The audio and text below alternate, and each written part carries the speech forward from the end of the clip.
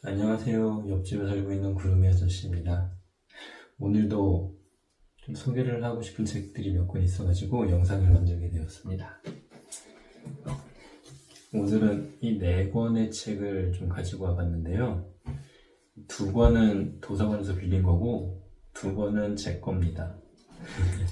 제가 주로 도서관에서 책을 많이 빌려서 읽는 편인데 이 도서관에서 빌려서 읽다가 마음에 들면은 그 책을 구매를 하는 편이에요.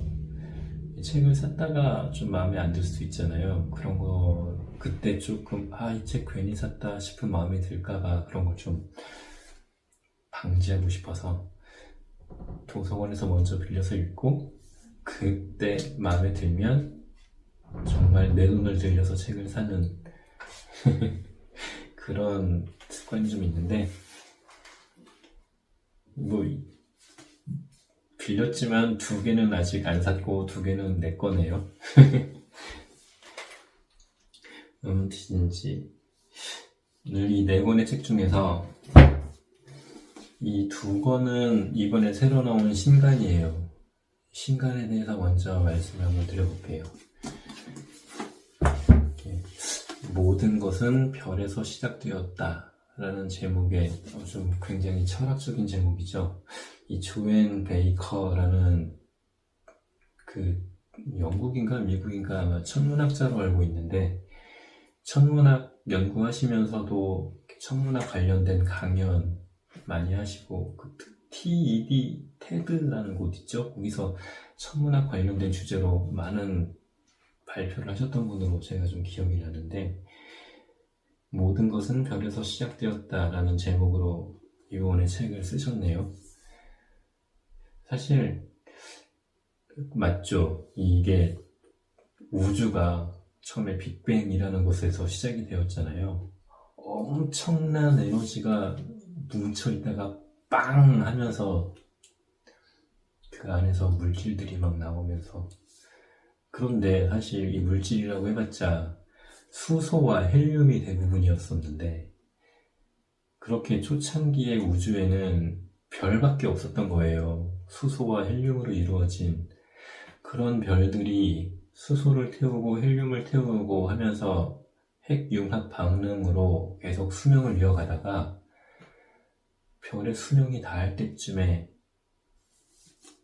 별들이 초신성 폭발이라는 걸 하게 됩니다. 그때 발생하는 막대한 에너지와 열과 그런 운동, 이런 에너지 같은 걸로 별이 만들어낼 수 없는 또 다른 원소들이 생성이 되는 거죠. 그러니까 사실 우주가 만들어질 땐 수소, 헬륨 이런 게 고작이었지만 별에 생명이 닿을 때 그때야 비로소 뭐 탄소라든지 질소라든지 산소 이런 것들이 막 만들어지게 된 거예요. 우리 몸을 이루고 있는 우리는 생명체, 이 모든 생명은 세포로 이루어져 있고 이 세포는 뭐 단백질, 지방 이런 것들로 이루어져 있잖아요. 그런 것들을 이루고 있는 모든 원소들 그런 것들이 사실 알고 보면 이 별의 초신성 폭발로 인해서 만들어진 원소들이다. 그렇기 때문에 우리는 별에서 시작됐고 모든 것은 별에서 시작되었다. 그런 취지의 제목인 것 같아요.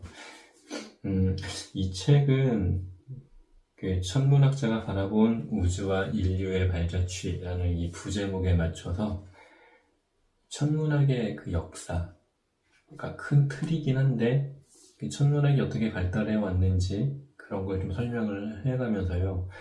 굳이 그 천문학에 국한된 내용만 있는 게 아니라 그 문학이라든지 철학이라든지 이런 것들이 어떻게 천문학의 영향을 받아왔나 그런 내용도 좀 싣고 있습니다. 예를 들면 뭐 보름달을 바라보면 늑대 인간으로 변하는 사나이 뭐 이런 거 그다음에 우리나라에도 있잖아요. 햇님 달님 그 설화 그 호랑이한테 쫓긴 오누이가 하나님한테 막 빌어서 우리를 살리시켰던 동아줄을 해주세요 그래가지고 오빠는 햇님이 됐고 동생은 달님이 됐다 뭐 그런 이야기. 이게 인간이 참 별을 바라보면서 저 별은 도대체 어떻게 된 걸까? 뭐 저 정체는 뭘까? 라는 고민을 굉장히 오랫동안 해왔겠죠. 그 과정을 별에 대해 고민을 하고 생각을 하는 그 과정을 좀 싣고 있는 그런 책이에요.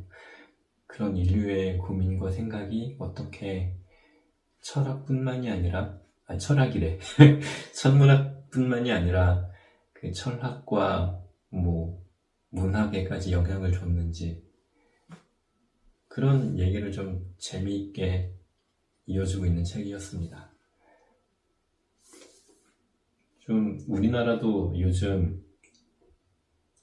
우주과학 쪽에 그 기술 투자를 많이 하고 있잖아요. 뭐 나로호 우리 고유의 발사체를 만들어낸 것도 그렇고 지금 달 주변에 우리나라의 달 탐사선이 달 주변을 돌고 있으면서 달 탐사를 하고 있잖아요. 다누리호라고 아마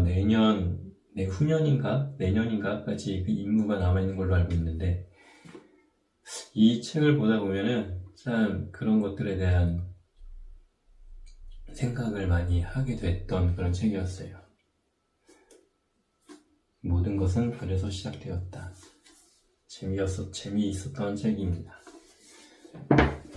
그리고 두 번째로는 오래된 세계의 농담, 이다혜 작가님의 책이고요. 이분은 그 영화 관련된 무슨 잡지사의 기자님으로 내가 기억하고 있는데 그분이 이 책을 쓰셨네요. 이 책이 굉장히 좀 표지가 되게 에나멜 코팅을 해놨다 그래야 되나? 굉장히 좀 다른 책과 다르게 좀 반짝반짝 반질반질 뭐 그런 특이한 책이에요. 여하간 이 책은 구성이 참 재미있는 게 이 작가님께서 좀 재미있게 읽었던 그 책들, 이 책들 중에서 특히 고전에 대한 책들의 소개가 많이 되어 있고요. 그 고전을 소개를 하면서 이 책은 나한테 어떤 느낌이었고 어떤 의미였고 그래서 이 책을 읽으면서 내가 어떤 생각을 하게 되었다. 그런 소개를 하고 있는 책입니다. 이렇게 좀 스포일러를 좀 최대한 안 하기 위해서 뭐 어떤 책, 어떤 식의 느낌 이렇게밖에 말을 못 하는데 여기에 나와 있는 책들은 요즘 그 책 소개하는 영상들이 많이 있잖아요. 특히 저부터도 거의 막 베스트셀러 수준의 책 소개를 좀 자주 했던 것 같은데 여기 이다혜 작가님이 소개하는 책은 그런 베스트셀러들이 아니라 좀 유명하지 않지만 읽어볼 만한 가치가 있는 정말 고전이라고 부를 수 있는 그런 책들을 소개를 하고 있어요. 그 고전에 대한 느낌을 쭉 설명을 해주다가 본인은 왜 그렇게 이 책이 좋았는지 뭐 얘기를 해주시고 좀 재미있는 게 이 책을 읽을 때 함께 하면 좋은 것들이라는 걸로 해서 뭐 같이 들으면 좋은 음악들 내지는 뭐 이 책을 읽으면서 산책을 하면 좋을 것 같은 그런 소개를 같이 해주고 있습니다. 그런 게 저는 조금 재미가 있었네요.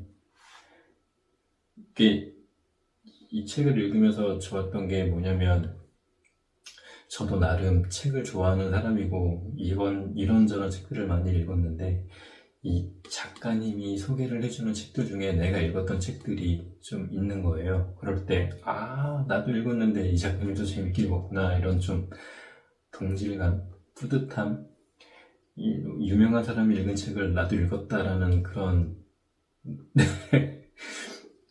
뭐 하여튼 그런 거 있죠. 그런 느낌이 참 좋았습니다.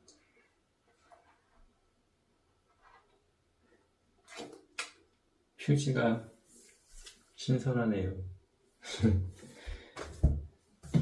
그리고 연을 쫓는 아이, 이건 신간은 아니지만 신간은 아니고 좀 오래된 책인데 저는 이번에 읽게 되었어요. 할레드 호세이니라는 그 아프가니스탄 출신의 작가예요. 아프가니스탄 출신의 작가의 책을 저는 이번에 처음 봤는데, 이분이 그 연을 쫓는 아이 말고 천개의 찬란한 태양이라는 책도 이 다음에 후속작으로 내셨죠. 이 연을 쫓는 아이는 아프가니스탄에 있는 모든 아이들에게 바친다라는 헌사를 했었는데, 그 천개의 찬란한 태양이란 책은 아프가니스탄에 있는 모든 여성분들께 바친다, 뭐 이런 헌사를 하셨던 걸로 살짝 기억이 나네요. 근데 천개의 찬란한 태양 아직 못 봤고, 저는 이 연을 쫓는 아이만 요번에 좀 먼저 보게 되었는데, 저는 제목과 이 표지를 보고서 꼬맹이 2명, 연날리기를 좋아하는 2명의 꼬맹이가 서로 막 엎치락뒤치락 하면서 대모험을 펼치는 아주 대환장의 그런 모험극인 줄 알았는데, 아니더라고요. 이걸 보면서 굉장히 많이 마음이 아팠고, 굉장히 먹먹했고, 좀, 진짜 눈물이 핑 돌 만큼의 좀 마음이 아팠던 그런 책이었어요. 이 핫산이라는 아이와 아미르라는 아이가 나오는데, 이 꼬맹이부터 시작을 하죠. 이 꼬맹이 시절부터 시작을 한 그 서사가 이 책의 마지막에는 성인이 된 아미르와 핫산이 나오는데, 이 소년들이 자라면서 겪게 되는 그 사회적인 혼란과 격변, 굳이 비교를 하면 우리나라의 그 80년대 광주의 민주화운동을 겪는 그런 느낌? 굳이 비교를 하자면 그렇습니다. 이 아이들의 모습이 그런 역사적 사건을 겪으면서 어떻게 변하는지, 그런 변해가는 과정, 그런 게 좀 마음이 많이 아팠어요. 이게 두 소년을 중심으로 해서 소년의 성장기를 다룬 그런 소설인데, 좀 성장 소설이라고만 하기는 좀 그렇고, 좀 쉽게 접하기 힘든 아프가니스탄이라는 나라의 그 역사, 그 다음에 그 나라를 유린했던 그 악당들이라고 할 수 있겠죠. 탈레반들. 이것 때문에 아프가니스탄이라는 나라와 그 나라의 역사에 대해서도 좀 관심 좀 갖게 됐던 그런 책이었습니다. 굉장히 지금도 생각하면 많이 마음이 먹먹해지는 그런 책이에요. 연을 쫓는 아이. 얘는 진짜 아직 한 번밖에 못 봤는데 두고두고 몇 번 더 봐야 될 것 같아요. 마지막은 이 긴 밤이라는 책입니다. 이 루리님이라는, 저는 이번에 처음 알게 된 작가거든요. 루리 작가님.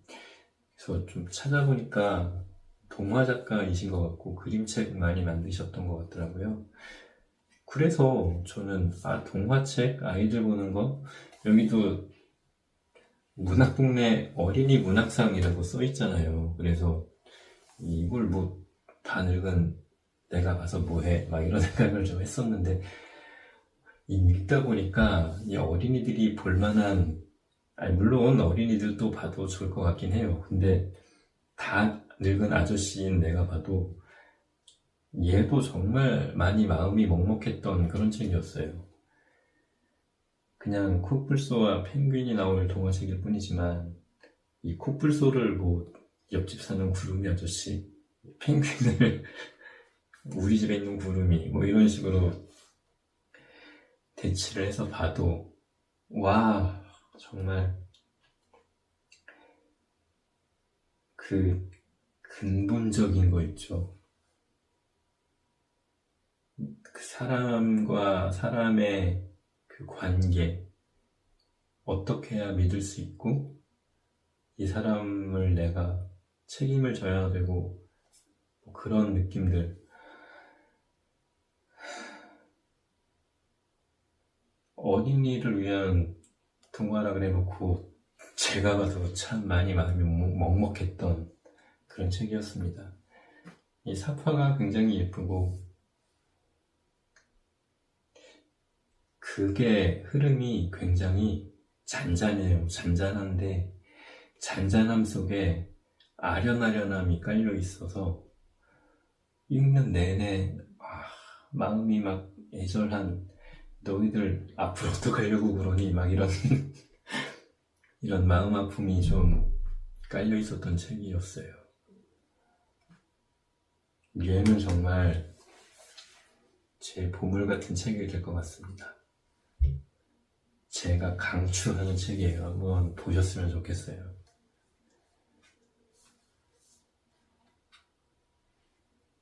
하여튼 오늘도 이렇게 버벅이는 이유가 사실 이 긴긴감을 오늘 봤거든요. 이 여운에서 아직 헤어나질 못해가지고 이 먹먹함을 아직 벗어나질 못해서 좀 말을 좀 더듬고 있네요. 이 연을 쪼는 아이도 그렇고 이거 얘도 엄청나게 많이 먹먹했는데 긴기맘도 그 못지않게 많이 먹먹합니다. 좀 마음을 추스릴 기간이 있었어야 했는데 그런 기간이 없어서 좀 그랬던 것 같아요. 여하간 오늘 긴긴 밤 연을 쫓는 아이 그리고 신간으로 나온 이 두 권의 책 소개를 간략하게 해드렸습니다. 네, 봄이 됐으니까 날씨도 많이 따뜻해졌고 읽어야 할 책들도 많이 있네요. 그럼 다음번에도 재밌는 책들에 대한 소개로 다시 찾아뵙겠습니다. 이거 이렇게 되나? 이걸로 이렇게. 그럼 다음에 또 만납시다. 안녕히 계세요.